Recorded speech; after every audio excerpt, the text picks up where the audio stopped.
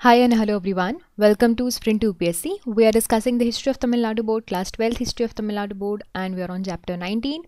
और हम ये देखिए, अब हमारे देश को आज़ादी मिल चुकी है। आज़ादी मिलने के बाद सबसे पहला काम हमारे कॉन्स्टिट्यूशन मेकर्स के पास था कि कॉन्स्टिट्यूशन बनाना। कॉन्स्टिट्यूएंट असेंबली बन गई थी। अब हमारे जो पूरे के पूरे लोग थे, फ्रीडम फाइटर्स थे, आप जो भी मान लीजिए, जो कि फ्रीडम स्ट्रगल में थे, अब वो इंडिपेंडेंस के बाद सबसे पहले चीज़ जो बना रहे थे वो बना रहे थे कॉन्स्टिट्यूशन। तो जैसे ही हमें आज़ादी मिली, सबसे पहली चीज़ हमें बनाना था कॉन्स्टिट्यूशन। नाउ अब यहाँ पे दिया हुआ है 1858 से 1947 तक का टाइम कि इस पीरियड में आपका कॉन्स्टिट्यूशन डेवलपमेंट कैसे हुआ। तो देखिए, सिर्फ और सिर्फ आज़ादी के बाद से हमने चीज़ें एकदम शुरुआत से शुरू करने स्टार्ट नहीं कर दी थी। हमने एकदम बिगनिंग से स्टार्ट नहीं किया था कि हम ज़ीरो से स्टार्ट कर रहे हैं। नो, 1858 अगर आपको याद होगा तो 1858 में क्या हुआ था, 1858 के पहले 1857 की क्रांति आई थी और इसके बाद आपका 1858 का एक्ट आया था जिसके अंदर भारत पूरा का पूरा क्राउन के अंदर आ चुका था। नहीं तो इसके बाद से जो जो आपके एक्ट्स आए हैं उसमें बहुत सारे डेवलपमेंट हुए हैं, ठीक है, एडमिनिस्ट्रेटिव, बहुत सारे फंक्शनल डेवलपमेंट। तो 1947 तक ब्रिटिशर्स जो जो डेवलपमेंट लेकर आए थे और उससे हमने अपने कॉन्स्टिट्यूशन में क्या क्या चीज़ें अडॉप्ट करी हैं वही है यहाँ पे। तो देखिए, हम यहाँ पे काउंसिल एक्ट्स और जो जो रिफॉर्म्स और एक्ट्स आए हैं उनको पढ़ेंगे।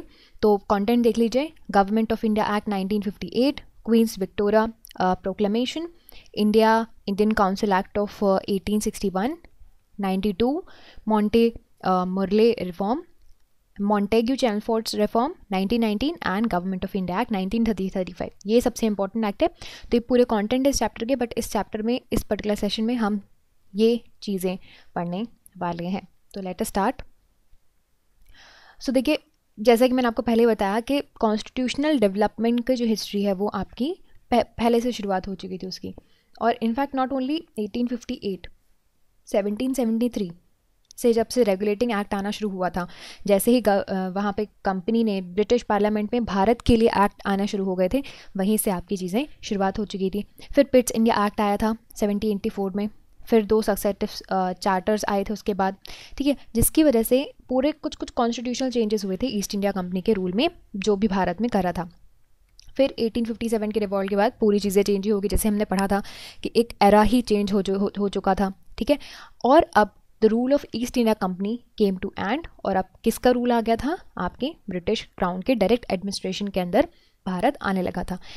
ये सब आए थे 1858 के एक्ट के बाद। अब देखिए, फिर ये जो प्रोक्लेमेशन ऑफ क्वीन विक्टोरिया है, okay, this assured Indians are benevolent administration. इसी की वजह से अब आपके भारत में, अब आपके इंडिया में डेवलपमेंट एक्शंस होने लगे थे, ठीक है।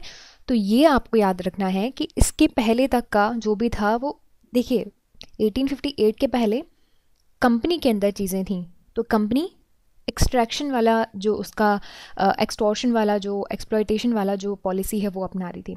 बट सिंस प्रोक्लेमेशन के बाद अब ये जो इंडियन टेरिटरी है वो ब्रिटेन के अंदर आने लगी, तो अब इम्पॉर्टेंट डेवलपमेंट वो लेना शुरू हो गए। और यही आपके डेवलपमेंट फंक्शन आपके कॉन्स्टिट्यूशन हिस्ट्री में देखेंगे फिर, जो कि जिसकी वजह से आपको भारत में नेशनल मूवमेंट देखने मिला। गवर्नमेंट ऑफ इंडिया एक्ट 1858 को पढ़ते हैं। तो देखिए, गवर्नमेंट ऑफ इंडिया एक्ट 1858 ये पार्लियामेंट में पास हुआ था, ब्रिटिश पार्लियामेंट में, इंग्लैंड पार्लियामेंट में, और रॉयल असेंट उसको मिल गया था 2 अगस्त 1858 में। प्रोविजंस क्या थे, अब ईस्ट इंडिया कंपनी का रूल ख़त्म, क्राउन का रूल शुरू।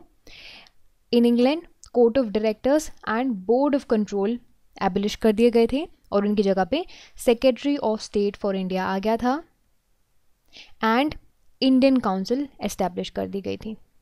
सेक्रेटरी ऑफ स्टेट की बात करते हैं,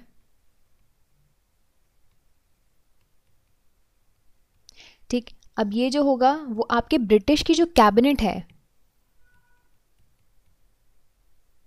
उसका मेंबर होगा। अब जैसे कि चलो हमारे भारत के कैबिनेट का याद रखो, हमारे भारत में कैबिनेट कौन है, जो आपकी पार्लियामेंट होता है, ठीक है, आपकी जो भी पार्लियामेंट है, असेंबली है, उसमें जो इम्पोर्टेंट मिनिस्ट्रीज़ के भी ऊपर वाले लोग होते हैं, कॉन्सेंट्रेटेड होते हैं, कुछ इंपॉर्टेंट मिनिस्ट्रीज़ के लोग होते हैं, जैसे कि ministry of defence, minister of defence, minister of economic affairs, ये सारे लोग, minister of home affairs and prime minister, तो वो लोग कैबिनेट के पार्ट होते हैं। तो अब ये जो सेक्रेटरी ऑफ स्टेट होगा इंडिया का, वो भी कैबिनेट का क्या होगा, मेंबर होगा। ठीक, अब ये कौन था सबसे फर्स्ट, अगर हम बात करें सेक्रेटरी ऑफ स्टेट की, तो वो थे sir Charles Wood. Okay, and अब बात करते हैं इंडियन काउंसिल की और इंडिया काउंसिल की। सो यहाँ पे 15 मेंबर होंगे जो कि इस व्यक्ति को असिस्ट करेंगे। ठीक, गवर्नर जनरल ऑफ इंडिया जो था, अब उसको बना दिया गया वॉइस रॉय ऑफ इंडिया। तो 1850 एक्ट के बाद बहुत सारे चेंजेस आए। गवर्नर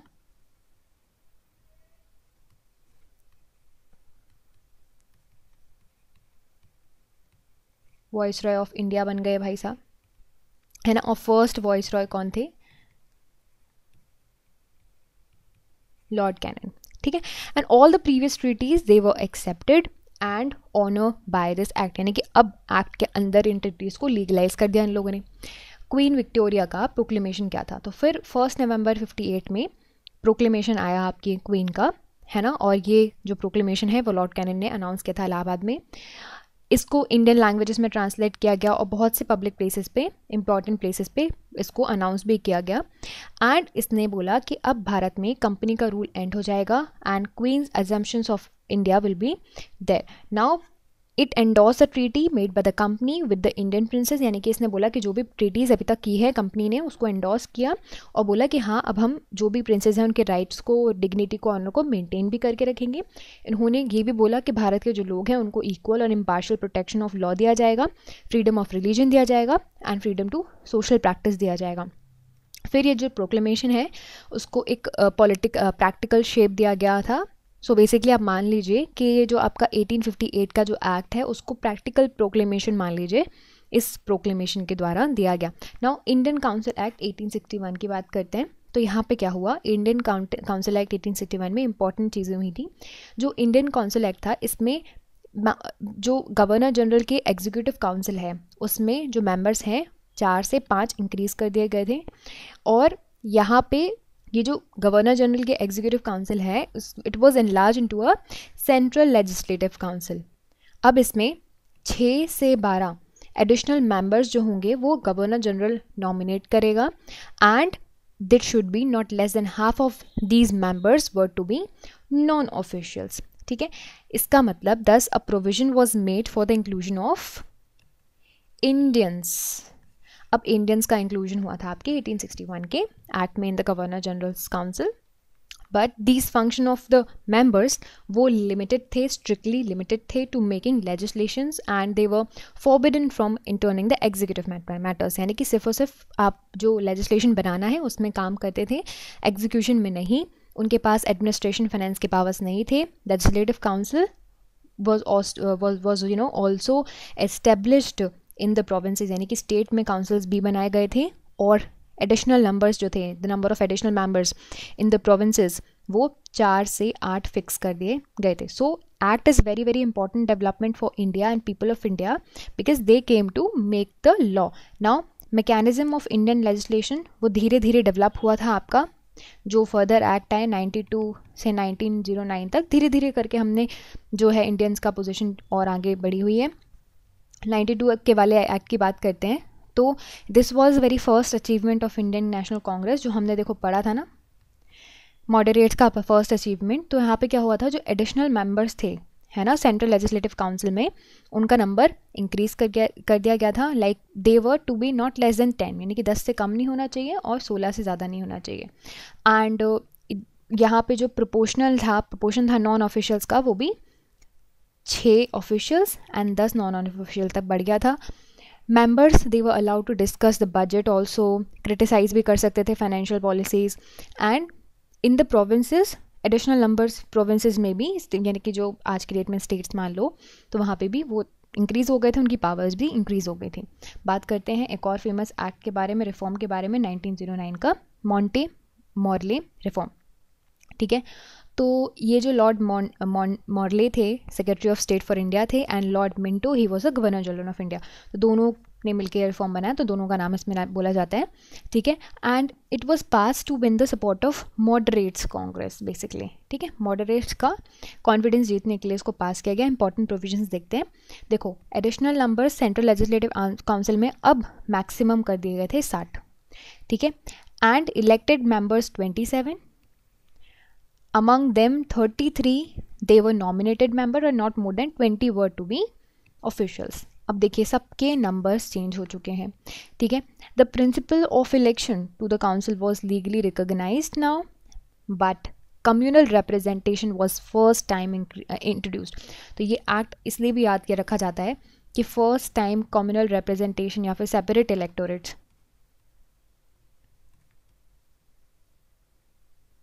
कब लेकर आया गया था, and that was for Muslim, right.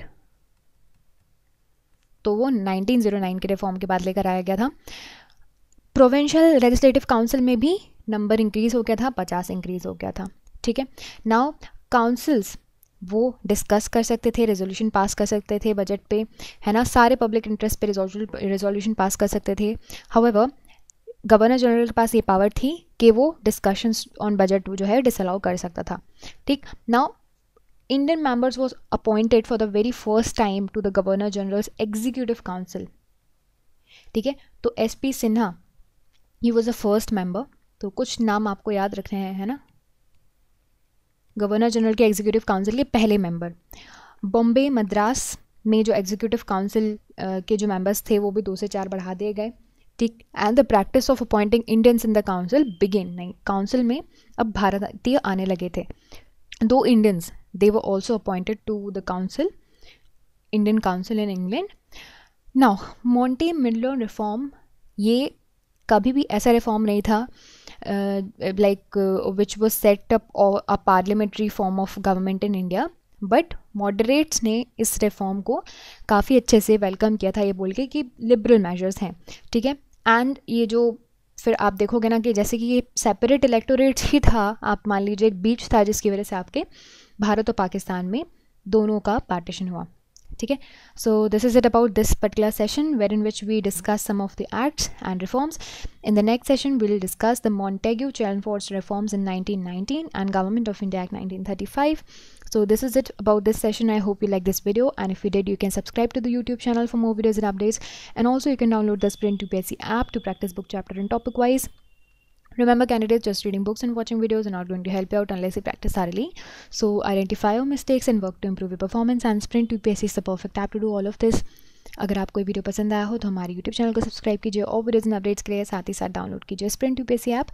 यहाँ पर आप अपनी books chapter and topic wise practice कर सकते हैं. देखिए, सिर्फ बुक पढ़ने से और वीडियोज़ देखने से मदद नहीं मिलेगी. जब तक आप अच्छे से प्रैक्टिस नहीं करोगे तो अपनी मिस्टेक्स को जानिए, परफॉर्मेंस को इम्प्रूव कीजिए, और स्प्रिंट UPSC इसके लिए परफेक्ट ऐप है. I will see you soon in the next video. Thank you very much.